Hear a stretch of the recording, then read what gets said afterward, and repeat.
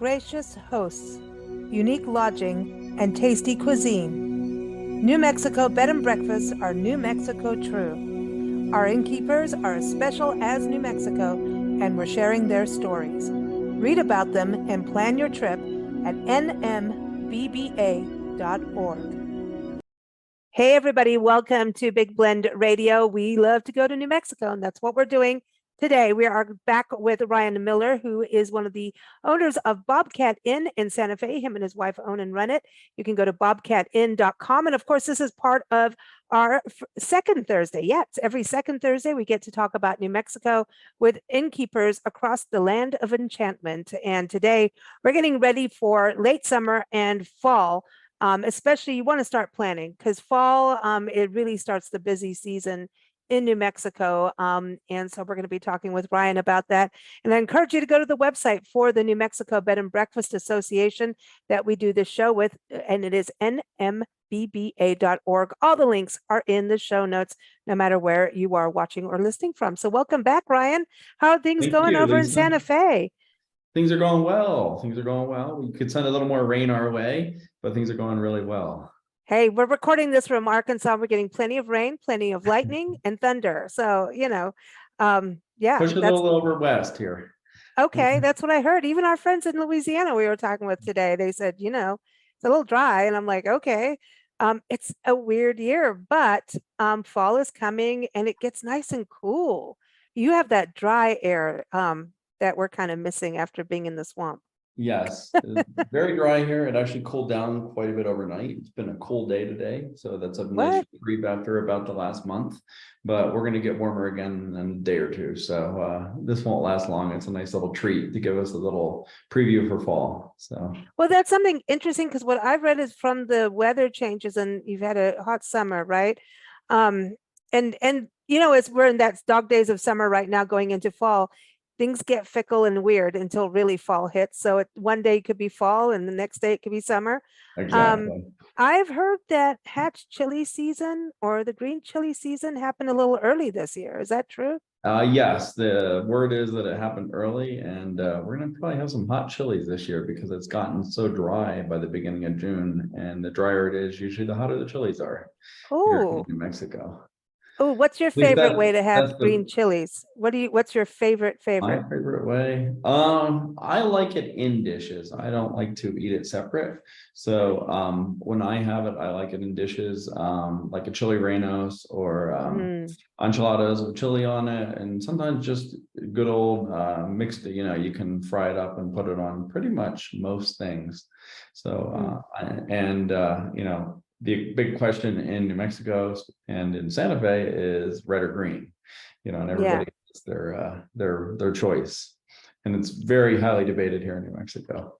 I like it all. I always want the Christmas style, Depends on what I'm eating. That's how I go. Well, that's true too. That is a good point. I don't know. To me, it's like, hey, it's one of when you're visiting, you know what I mean? It's kind of one of those things to do. So do it when you can, Yeah, exactly. Yeah, but in the green chilies, to me, they've never been too hot. So now I'm curious about the heat index that's going to happen. I mean, that's rumor, myth, if you want to call it that. But I've noticed that the chilies, we use a mild chili in our inn, and I've noticed that the chilies are hotter when we've had a drier year before, even when you stick with a mild chili. We buy the same brand of chili every time. That all comes from Hatch, and it is hotter usually if the year before was was drier. Like this year, our batch of chili is actually pretty mild, but we had a wet year last year compared to this year. Okay. Now, do you roast yours? Do you roast them, or do they come roasted? They come roasted already. So that makes it a little easier because I know how hard you guys work in B&Bs, man. That's always a that's one thing we don't make from scratch. We make most of all of our sauces and toppings and stuff like that all from scratch. But the chilies, you need to have dedication. And big issue and that we have is, as well as most people in the area, is we don't have a lot of storage. And storage is a big issue in Santa Fe because we don't have attics and basements in general in New Mexico. So, yeah, you're used to your basements from being in Pennsylvania. Yes. You're used to the basement. Yeah. So when you have the storage, you can put a big freezer of chili, but we don't have that. So so we buy it, go through a ton of chili, cases of chili a month. I mean, we go through a lot. So That's yummy though. But I know that New Mexico is also known for having like the blue corn flour. yes. Like, people make blue corn flour. Like, Steve over at Bodger Mansion showed us his blue corn pancakes. Um, we've had that, and then, or is it blue cornmeal? I'm going to get it wrong. I'm going to get in trouble. So it's corn flour, cornmeal, Cornmeal, blue yeah, I just made blue cornmeal. corn pancakes last week, and we made a cardamom cinnamon maple syrup to go over it. Ooh, It was good. ooh, that's a And nice spice. But does the blue corn ripen at this time of year? That's what I was wondering. I was like, because there's beans. You guys have the pinto beans too near you. yeah, the That beans should be coming relatively soon. The corn fluctuates. It can start like now, like right around now, or it can be later in the year. It's highly dependent on the rain that we get, And even though they irrigate everything, I still think that the corn knows, all the plants know, no matter what you do to irrigate, they know that they're getting rainwater versus, irrigated water. But we'll be seeing that very soon here, like in the next month-ish. It can start right around. cool. So it's getting towards fall, and I'm really glad you're on the show today because we want to talk about booking your lodging in advance, because I know the Southwest has that, fall kind of kicks off that season.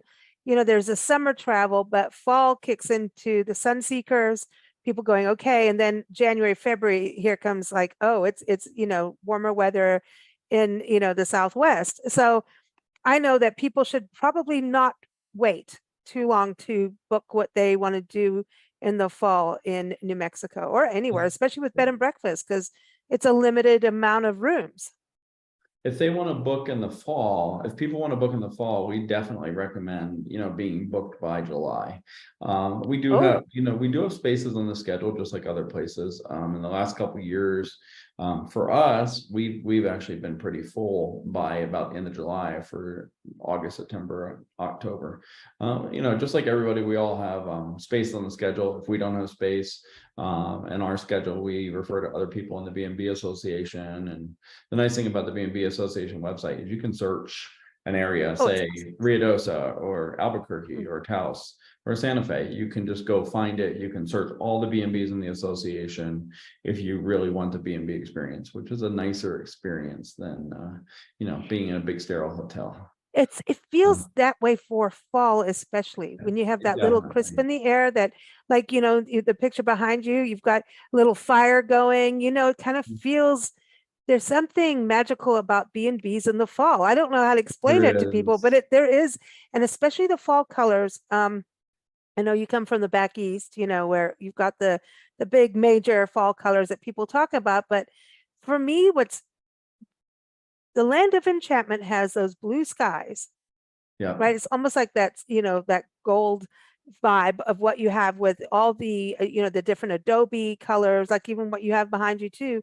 And those blue skies is just like that gold and that blue. Like that is the epitome of it's almost golden, but it's not. But those blue skies really make it, to me, that makes gold fall. and the blue, and this picture actually behind me, this background behind me doesn't do the blue justice as well as it should. The blue is so vivid, and the golds are so gold. And even being from Pennsylvania, which had 8 to 10 colors every fall, the yellows and the golds are not as vivid and saturated. And I'm not talking about a filtered photo here, a real natural photo coming out of these trees. And then you have the landscape just dotted with chamisa, and the cactus do some really cool things this time of year where they start turning some really interesting colors. And then you get the bounce of the light, especially off the Sangre de Cristos and Santa Fe. It turns them almost it makes them like illuminate like a pink, like a pinkish red. And these are the Sangre de Cristos here behind me. And it is, I have one unfiltered photo that I show to guests all the time. And it is it is as orange as these cushions that are behind me here. And never thought a mountain could do that, but just the reflection. And then in the winter, it even gets more vivid. But the colors that we get are just pretty cool and pretty amazing. The flowers, we start planting flowers now to have in the fall, and it's flowers that grow better in the fall. And just the colors that you get out of that are just really amazing. And do you do marigolds? Because you got to think Dia de los Muertos, which that's the end of October. So that's, we're pushing way into the middle of fall, but I we always do have some. did We do have marigolds some. We do and have some lantanas. marigolds. And cannas. A lantana. Lantana, no, we don't have any of those, but we do marigolds. And where we are, we get a lot of wind, so the wind wind usually only happens at night, so people that want to book with us don't have to worry about that during the day as much as at night. But you have a foot tall marigold, it turns into this marigold that's like that, or things that grow more than a foot tall, I should say. They just start blowing over, and then everything's looking like this rather than this. But anything under a foot generally stays good in the winter, and I mean in the fall. But the wind really beats up some of the flowers quite a bit, so we try to keep lower lying flowers. That's a desert is like October and April are the two, windy. I don't care where in the desert, but there's something magical about that too. I think the Southwest, the different experiences, whether you get monsoon rains or you haven't had much of that, maybe you will at the end. You never know. I hope so. I know, it's like I'm pushing it. I hope but we get that. I really do. We need rain bad. But you get I always say the wind is blowing, souls of people past through the area. It sounds a little Santa Fe woo, but I really feel that. And when you hear wind chimes and you hear things chiming in the wind, it reminds me of people that have souls that aren't with us anymore, moving through and moving through the area. Well, that does bring us to the Day of the Dead, Dia de los Muertos, because I know I'm sorry, you might as well go there, right? To start planning for going to these events that, unless you're in Mexico itself, New Mexico, this is the place to go, the land of enchantment, if you're going to look at the Day of the Dead and those celebrations. And then there is the one you were talking about last year, and I don't know if I know how to pronounce it properly, the Zozobra. Isn't that also, and then there's Spirits of New Mexico past the Golondrinas. Yes. Woo, tell us all. We've got all kinds of events. So last year was Santa Fe's first Dia de los Muertos event, and it was pretty magical. It was it's on this year. It's on the 27th and 28th, Friday the 27th and 28th of October. It's right. We always do it on a Friday and Saturday because we don't want to. There's another tribal ceremony for Dia de Muertos on the Sunday afterwards, and we don't want to interfere with that. We try to keep all of our events so everybody can go to all the events and we're not competing with each other. But it's really cool. It's really it was magical. We had the ofrendas that we had that we had blessed by by a tribe in Mexico. It was really amazing. You could feel the energy coming up from in the plaza, in the Santa Fe Plaza. You could feel the energy coming up out of the ground. It was weird, creepy, and amazing all at the same time. And never expected that. We did a glow in the dark parade, which we're going to have this year, and it's just going to get bigger and bigger every year. It's something that Santa Fe's wanted to have for many, many years. They came to our Kiwanis Club. The Kiwanis Club runs a couple events in town, and they said, would you guys consider running this? And we said, we will run it, and we'll run it under one circumstance, that we can keep it as authentic as possible. So we actually hired some people from Mexico that run these events to come up and help us do it last year. Oh, wow. And to teach us how to do it in the authentic way, because we wanted to honor the Mexican tradition the best we could and not just make it a big commercial event. And so we did it, and we did it well. It came out so well. I mean, we're planning on some more things this year, and each year we're going to keep building on that. There is another Day of the Dead festival in the Dia de Muertos festival in New Mexico, and I forget what town it has it in, but there's another one, but they run it on a different weekend. So again, we try to be really respectful of those Mm. events. And other event that our club runs, which we're all pretty involved in, my wife and I are pretty involved in, is Zozobra, which the word Zozobra means gloom. And always the Friday before Labor Day, we burn this giant effigy of gloom. He can be 55 to 60 foot tall, depending on the year. And we get gloom from all over the world, comes in, gets mailed in. We now have a way to do it on the website. You just pay $1 to process it. And it's really kind of cool. You can upload pictures if you want to get rid of your ex-girlfriend, your ex-boyfriend, your ex-spouse, or whatever. Or we've had people that have gotten over brain cancer, and they've put in their x-rays from brain cancer, and they put it into Zozobra's head, and it's like a renewal. It's like a New Year's Eve of getting rid of gloom, and traffic tickets going there, mortgage payoffs going there. It's getting rid of all the gloom that people have from the year. And you see the gloom, you see these people's faces, and once these all burnt, once those giant effigies burned, you see the relief, and you see the lifting of everything going away. And so Wow. it's on the 1st of September this year. So, Oh, wow. So when they do, that's cool. That's the day yeah, after my birthday. See, it's I'm going to be like the eve see, of gloom, right? Is my birthday, definitely. right? Yeah. So when people are sending things from around the world, like, or sending them in, they pay for it to be stuffed in the effigy, right? Yep. Are And they able to see this in some way, like on a website yes, or so that's cool. we have a webcast. The local ABC affiliate, in this case KOET out of Albuquerque, does a webcast. We also put it on TV, and that's because we usually max out our capacity, and we need to have a way for other people to see it. So we had, I Oh, think, wow. over 80,000 viewers all over the web last year, all over the world, and we have a cool map, and it kind of shows you in live time of who's dialing in, or who's not dialing. Wow, I sound old. Who's browsing Yeah. in, who's Yeah. Does browsing anybody in, dial anymore now, right? yeah, Yeah. who's popping into the see it. And it is so cool to see all the people. We have people, there's a big following in, I think, Korea. There's a big following in South Korea, and they actually have started to do some of their own events, and it's all based on Zozobra. Zozobra is actually the birth child, we'll say, of Burning Man. Burning Man got their idea Oh, from Zozobra. So it's really it's a neat event. It's the second largest event in New Mexico. The Bloom Fiesta is #1, which that's another fall event, but oh, it's the second yeah. largest event. And all the money for Zozobra, we're all unpaid volunteers, every single person that runs the event. And all the money goes to children's scholarships and grants through the Kiwanis Oh, International. wow. That's Yeah. fantastic. So So which one is the one that you were, I think that the other event, I want to talk about the balloon fiesta. Man, you better, if you want to do that in Albuquerque, you better book now. Like you're, oh yay, yay, yeah. yay. Woo, Yeah. yeah. Or We just had start a looking at next year. cancellation. I'm sorry, go ahead. No, I was going to say, or you better start looking for next year, right? Yeah, we had one cancellation on Friday. It was filled by Saturday morning. The Oh, Bloom wow. Fiesta. So Yeah. it does It was happen. Golondrinas. What is a golondrinas? So Las Golondrinas is a living farm. It's one of the oldest living farms in New Mexico. It's just like 10 minutes, 15 minutes outside of downtown Santa Fe. And it's a living farm where they do everything the way they did it way back when the area was Mhm. founded.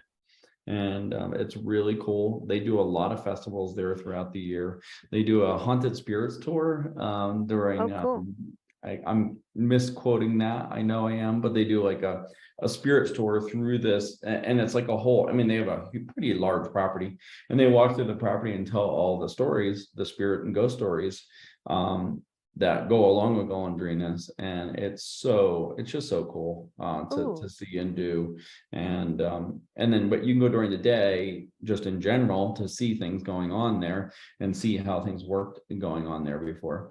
Or you can go in the during these events to see how they do different events. Like they do a fiber event, they do a Renaissance fair. The Renaissance fair is not really typical New Mexico, but they do a lot of events that are typical New Mexico. And they do a lavender festival where all the area lavender farms bring in their lavender, and then oh, wow. kinds of And stuff. there's a lavender farm in Albuquerque too, I That's think. Las Balbonas, yes. Okay. That's Yeah.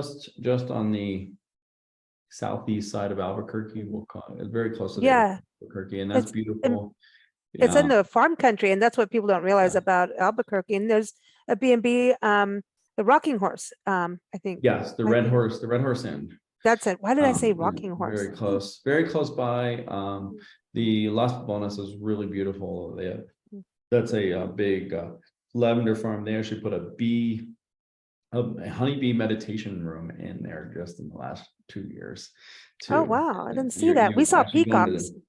you go into this room and all the bees are just buzzing around you. It's so cool. I'm a beekeeper, so that really is really a fun thing to have buzzing around you. And What happens in the fall to bees? Do they go to sleep during the winter when no, it gets cold, or they just no, they stay alive in their hive all year long, and they eat. They'll come out and they'll do their what we call cleansing flights, but they're just going to the bathroom.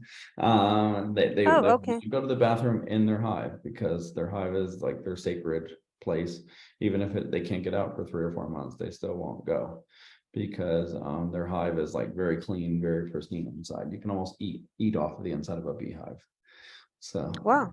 yeah. Can't say that about a lot of places. But bed and breakfast you could, because Yeah. that was, I was going to say, even during the pandemic, bed and breakfast were the ones who were like really keeping everything going. I do not want to forget going. I want to go back to the balloon fiesta because Yes, this yes, is a definitely. huge deal for Albuquerque, and obviously, you're so close to Albuquerque too, for folks, right? In my mind, I think you are, It's a right? huge deal for every lodging place and every touristy place from Albuquerque all the way to the Colorado border. And we're Oh, all so Taos too. So Taos will Oh yeah, get. Taos too. So people go see the ascensions. They see the the glows at night, the balloon glows at night, which are really cool. And each day has its thing. Like one day it's special shapes. One day it's a rally. It's a race. One day it's every Wow. day there's 10 days of Balloon Fiesta. It starts on a Friday. They do something on a Thursday night, but it starts really officially on a Friday and ends on the following Sunday.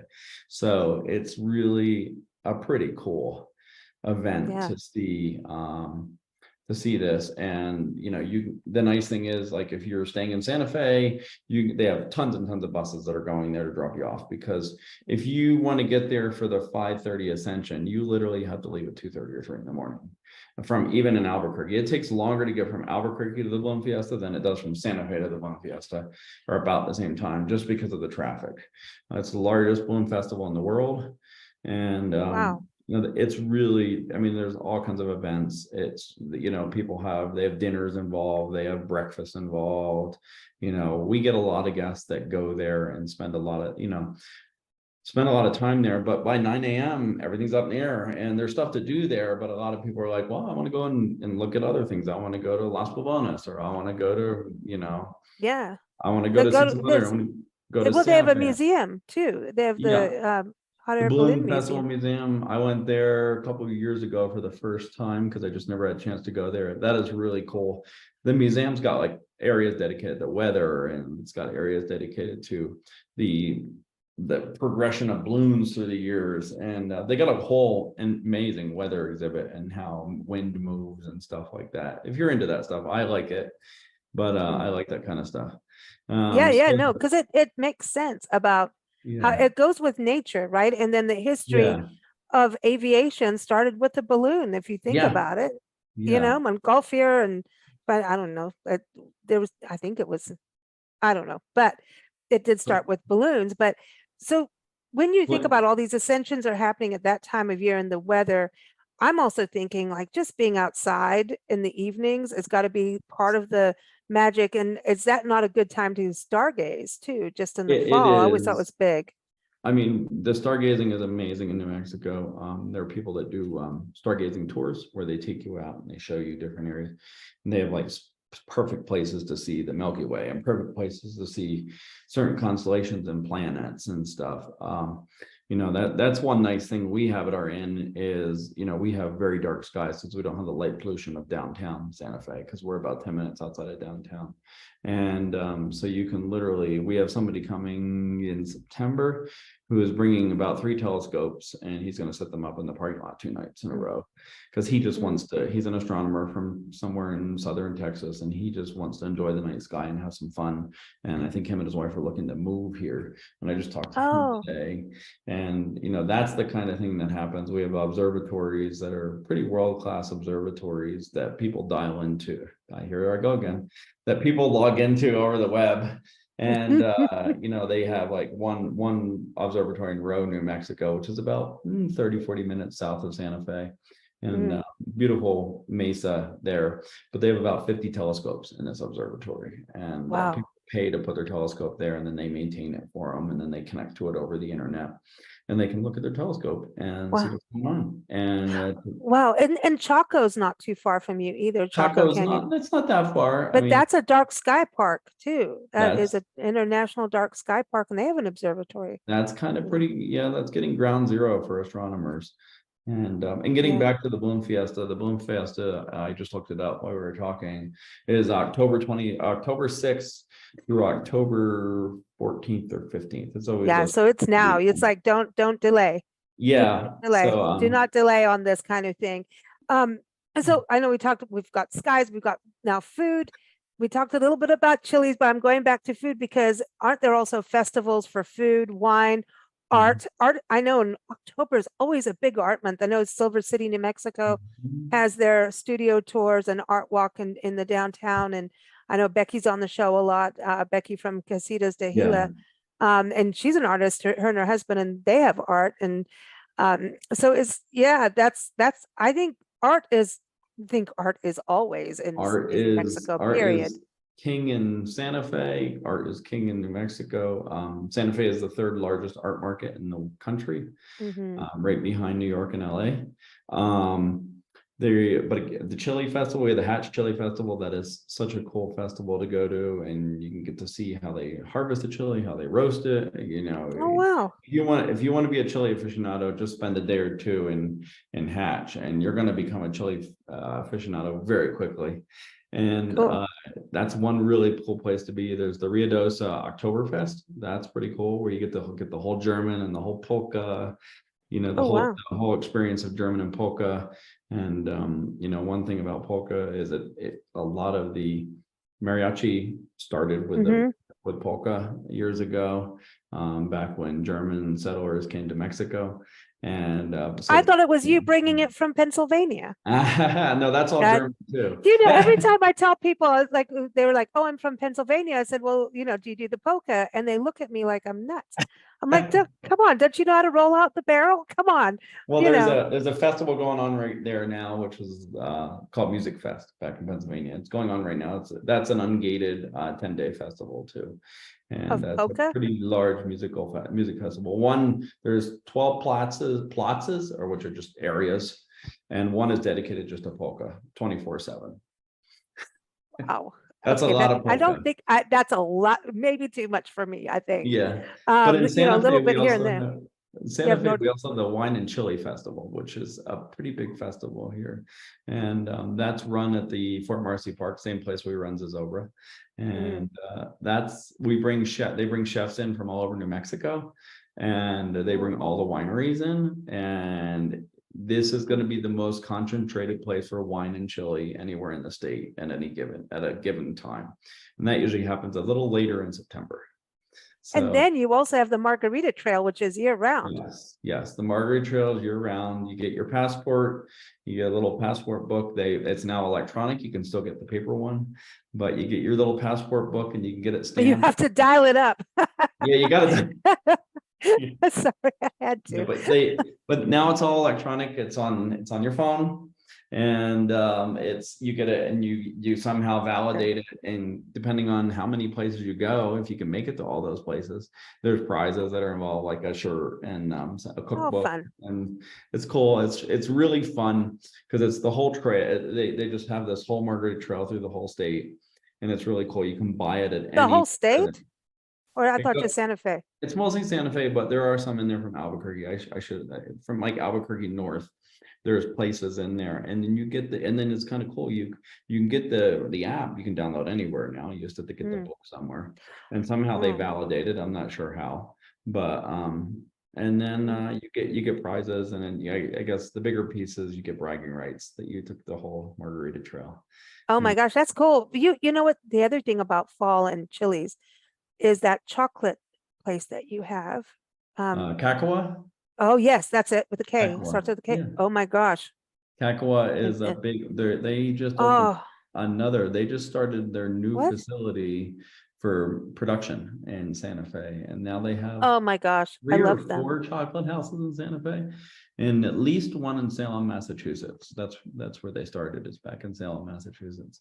So you Here. guys are all from the east coming out to the big grand west. Those big Yeah, open skies, once you get hooked on the big yeah. open sky, We call it it the land of is. entrapment, not the land of enchantment. Yeah, right. Because it is like that when you Yeah. it's weird because as soon as you hit the Southwest and you get that big sky, you're like, oh yeah, man. Once And you New see it, Mexico has it. Yeah. it's hard. When we moved out here, I don't know, 12 to 13 or 14 years ago, I forget, 12 years ago, I think. And my wife looked at me and she said, well, you might as well get me a one-way ticket, because I know I'm gonna like it out there. And she'd been out here 1 or 2 times before.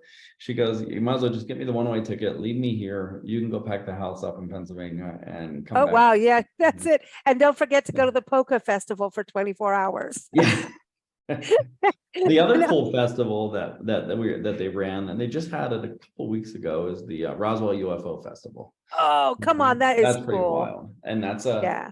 relatively new, they've been doing it for years. They stopped it over the pandemic, but they've been doing it for years. And it's the UFO festival. I was talking to some food vendors that were there, because I help manage the food vendors for a couple of our events in Santa Fe.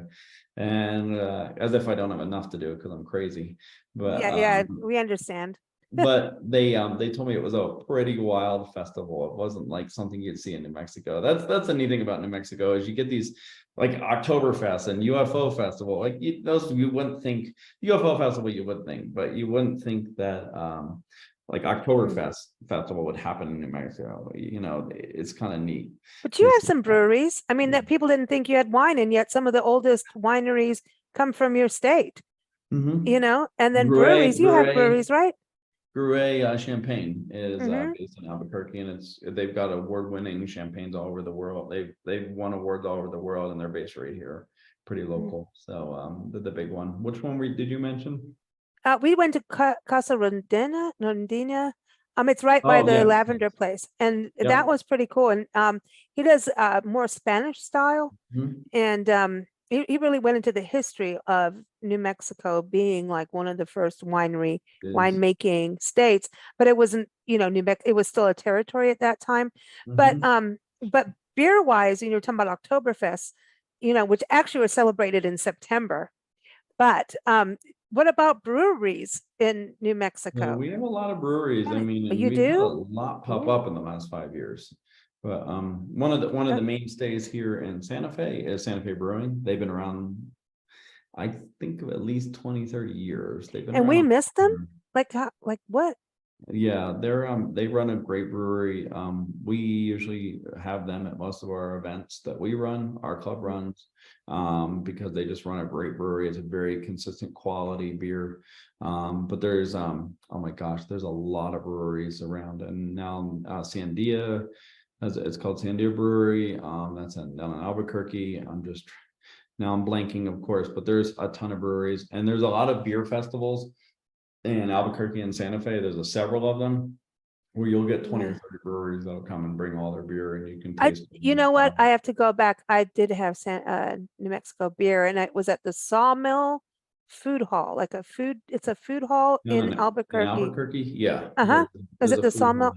Yeah. I Oh my God, believe. I loved it there. And they had a Yeah, whole section just of New Mexico beers. yeah. And that's what we did. And then they had international food. It was all local, like small micro. Oh my God, I love that idea. I love Yeah. food halls. I think they should be everywhere because it's kind of goes back to history of markets, Hmm. old markets, European market kind of vibes. About 2 years ago, we got a food hall in Santa Fe. It's called Chomp, CHOMP. Oh, And that's the first food hall in New Mexico, in Santa Fe. They have about, I don't know, 7 or 8 food vendors, plus some fresh food, refrigerated mm, section, and then they have a big bar. They have brick oven, or wood-fired pizza. It's not a big food hall, but it's a real, they're planning on adding to it. The owner was telling me the other day that he's got some new cool plans. He wants to start letting people have parties there and events and stuff like that, which they've Oh, how never done cool. before. Again, it's only 2 years old. The food hall craze came late to Santa Fe, but because there's a couple down in Albuquerque. But it's really it's an old building. It was an old nightclub at one point before it was this, and it's got some really interesting characters. An old brick building that has some really interesting character. And when they renovated, they kind of kept the mystique of the old building, and like the old metal and the old wood that was in the building, and they tried to maintain all that when they renovated it. And it's really Wow. kind of a cool, and it's got like 20-foot high ceilings in some parts of the food hall, so it's really kind Oh, of a cool. neat What about, place. Route 66 culture is big, and it's getting to its big Mhm. anniversary as well, of the highway. And I know Albuquerque obviously has Route 66 and Santa Mhm. Fe, and also the Santa Fe Trail. That's a whole other thing. That I'll get stuck on trails and routes. If you tell me about any kind of historic pathway, or it's a rabbit hole for me and I won't stop. So we're right on Route 6. We're right on the original Route 66. But you're on Old Las Vegas. So now I went down a rabbit Old Las Vegas is the old Route 66 highway because I got stuck on that because I'm like, piece. oh, I wonder if this is an old highway that would go Yes. to Las Vegas, like in New Mexico, Las Vegas. I So wondered. so they in the 30s they straightened out Route 66 and put it straight through Albuquerque. But Mhm. before that, it came up and it went through Santa Fe. It went through right downtown the Plaza of Santa Fe. Then it came back down and it Mhm. got to Albuquerque, and then it went on to Arizona. But we are right on the old Route 66. Cool. Our B&B is right on the Route 66. So it's kind of cool. We have some historical markers right down the road, like literally half a mile down the road. Really neat. Really cool history with that. And I know that, yeah, the anniversary is coming up. I know some people that wrote the Route 66 book for New Mm, Mexico, and cool. they did a really good job. They went through and marked all the Route 66 historic sites in this book. It was a husband and wife team. And funny thing is, I went to the same high school as the wife did back in Pennsylvania. Oh, Which wow, is that's a a trip. See? totally weird coincidence. She actually went to school with my mom, actually in the same town, same high school, graduated like 1 year after my mom. And it was just a weird coincidence of that. But they wrote the Wow. book, and I think they wrote a couple of them, but it's about all the historic markers. But they wrote one just about Route 66. Mm. The routes we've covered a lot of interviews on Route 66, and one guy did the ghost stories of Route Yeah, 66, and there's some freaky stuff on there, man. there It's like is. There is. there is some trippy. I mean, New Mexico, it's in the land of enchantment, and I think because there is a celebration of those who have passed, and it's not in a freaky way. Well, I think they embrace the freaky side of it. You know what I mean? New Yeah, Mexico is that state that does it, and it's like, yeah, look at the mural behind me. It's like, yeah, yeah. let's celebrate, which is awesome. But I mean, I we're think in a state that it brings more stuff, weird stories into the mix. You know what I mean? yeah, And and we're in haunted a state hotels. would we burn this giant effigy of gloom. I mean, Yeah. it all ties into that weird lower. You got La Llorona, that's the big ghost story here. Oh yeah. Well, what The- now? Come on, spill the La well, Llorona. I don't know the whole story really well, but La Llorona is the lady that was you can hear her cry supposedly if you go near the river and stuff like that. Take a look when you get a chance. Oh, You can hear her see. cries if you go near the river, especially in around October. Whether it's rumor or true, I like to let people form their own opinion of that. If you're into spook houses or scare houses, we have a really Cool. huge place called McCall's Pumpkin Patch down in Moriarty, which is about 20-30 minutes east of Albuquerque, and Mhm. it's a huge pumpkin patch, but they have a haunted barn, and a haunted corn maze, and it is huge. And they run, in fact, the farm closed as a farm and just does this pumpkin patch. They do the haunted pumpkin patch. They do the haunted corn maze, Ooh, sorry, and the haunted barn. And that's pretty cool. It's about an hour, 50 minutes to an hour south of Santa Fe and about 30 minutes east of Albuquerque. So wow. that's So another fun thing. They run that they start running that towards the middle to end of September through Halloween. And it's really a cool thing, to see that, big things like that for people that want to be spooked and scared. I And like it. I That, think that's the biggest thing that goes on in that town every year, but it is pretty amazing the amount of people that go through there every year. oh So, man, yeah. very cool. So lots to experience in the Yes. fall and get planning now for sure, as we were saying. But one thing I didn't want to forget, we talked a little bit about the arts. So Taos Arts Festival, there's the International Film Festival, studio tours. We kind of touched on that. Mhm. There's a state fair. So on the arts, there's a lot of fiestas too. I think fall, like So, now yes. through Christmas, really, right? So Taos just finished having their fiestas a couple weeks ago. That usually happens a little bit after July 4th, right around July 4th. And then we'll have the Las Vegas fiestas coming up soon, and which is Las Vegas, New Mexico. Then Santa Fe has its fiestas, of course, and then there's some smaller fiestas floating around here and there. That everybody loves to go, and that's kind of the celebration of the Spanish culture. And one thing you start seeing them do is bringing in other cultures into the fiestas to show the rich native history and so on and so forth with that. Mm. But every place in New Mexico does something special in the fall. That's what's so special. Yeah, that's what's so special about the fall in New Mexico. It's Mm. there's things going on everywhere, and there's no way you can get to all of them. There's just no It just, possibility. yeah, and I think now if you're planning to go and things are pretty booked up, try and do what you can do. You know what I mean? But it's beautiful. I mean, there's outdoor adventures. It's such a good time to hike, depending on the weather. You know what I mean?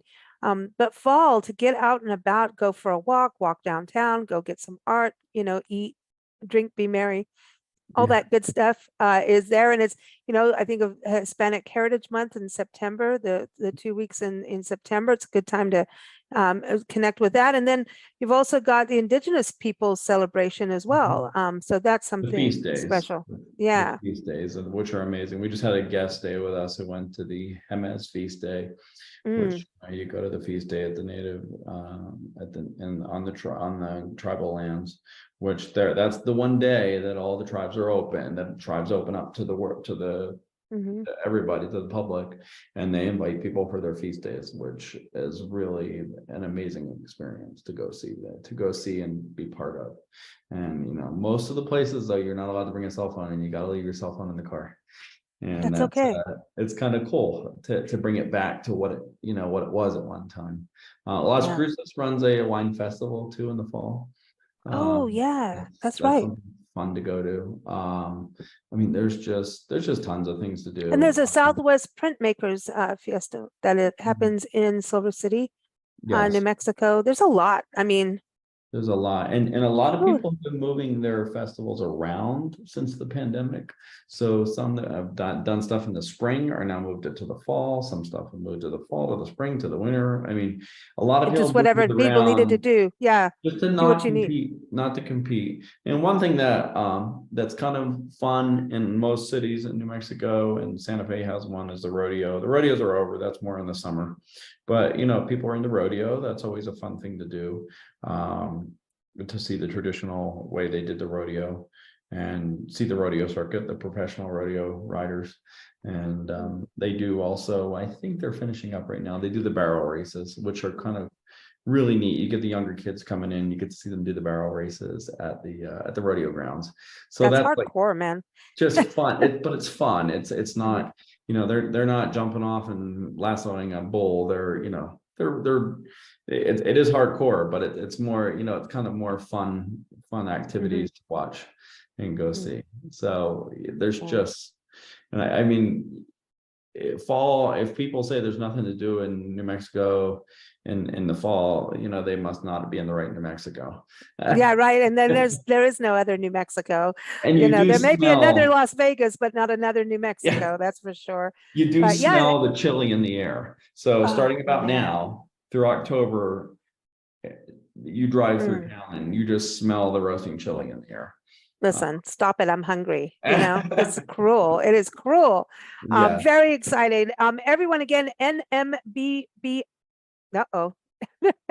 Yeah, nmbba.org is the website for the New Mexico Bed and Breakfast Association. And also go to bobcatin.com. When you go to the New Mexico Bed and Breakfast Association site, like Ryan was saying, you can, you're going to see all the inns there. They also have great articles to help you plan. But we are here every second Thursday talking New Mexico, the land of enchantment. And every single show we do, innkeepers make us hungry. It's cruelty, but that's we our love it. job. I know. Thank you so much, Ryan. It's a Thank you, pleasure to see you Lisa. again. It's great to see Thanks. you. I love that mural in your background there. Yeah, that's Silver City, New Mexico, one of their newest murals. And that's the Beautiful. one thing. Public art in New Mexico. It's like one of Oh, the best states for public art. Albuquerque, Santa Fe, incredible, just even going inside your Capitol building. yes, But that's a Taos, I mean, gallery. The yeah, Capitol building is pretty much a gallery. it's So, amazing. So yeah. lots to see and do. Thank you all for listening, as Gracious always. hosts, Thank you, unique Lisa. lodging, Thank and you. tasty cuisine. New Mexico bed and breakfasts are New Mexico true. Our innkeepers are as special as New Mexico, and we're sharing their stories. Read about them and plan your trip at nmbba.org.